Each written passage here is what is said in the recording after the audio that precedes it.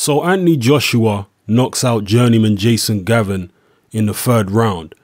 This was Joshua's first fight in several months after coming back from a stress fracture.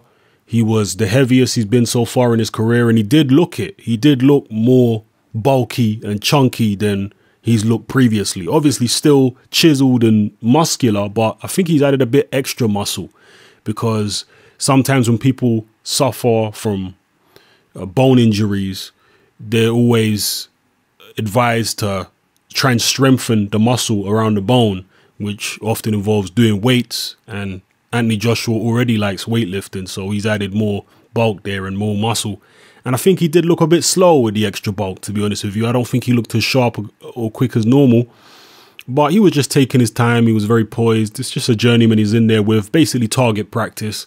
And the one thing that Anthony Joshua really tried to display in this fight was his left hook. And that's something that he was very good with in the amateurs. I saw him knock quite a few guys out with a left hook in the amateurs, a left hook counter.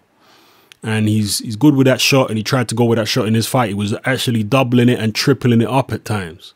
So it was what it was. Jason Gavern recently went the distance with an American heavyweight prospect, Gerald Washington, and he also went 4 rounds with Deontay Wilder. I believe it was last year. I think it was last year. He went 4 rounds with Wilder. So Joshua got rid of him a round earlier. It is what it is, just a journeyman. We'll see what Joshua has in the Kevin Johnson fight, because Kevin Johnson is a more difficult fighter to catch than Jason Gavern. He'll be in better condition than Jason Gavern. And we'll see what Kevin Johnson has offensively. Normally, he doesn't have much offensively, to be honest. He's usually just in there to survive once he realizes that the opponent he's in there with isn't a sitting duck. He just basically tries to survive. I think it's fair to say that Kevin Johnson is offensively very limited, although he is defensively good. So we'll see what he can do with Kevin Johnson. If he can be the first guy to stop him, then I suppose that'll be impressive. Now, Joshua said he had ring rust in this fight. It's possible.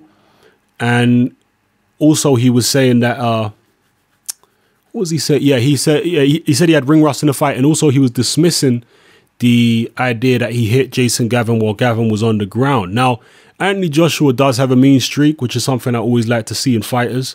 There are many fighters who hit guys when they're down, all right? Many fighters. I mean, Mike Tyson was notorious for hitting guys when they were down, and Anthony Joshua has made no secret of the fact that Mike Tyson was his hero, his boxing hero. That's his favorite fighter of all time, Mike Tyson. So don't be surprised if he tries to pull a couple Tyson antics here and there, like hitting guys on the floor and stuff like that. It is illegal, but, you know, like I say, a lot of top fighters do illegal stuff.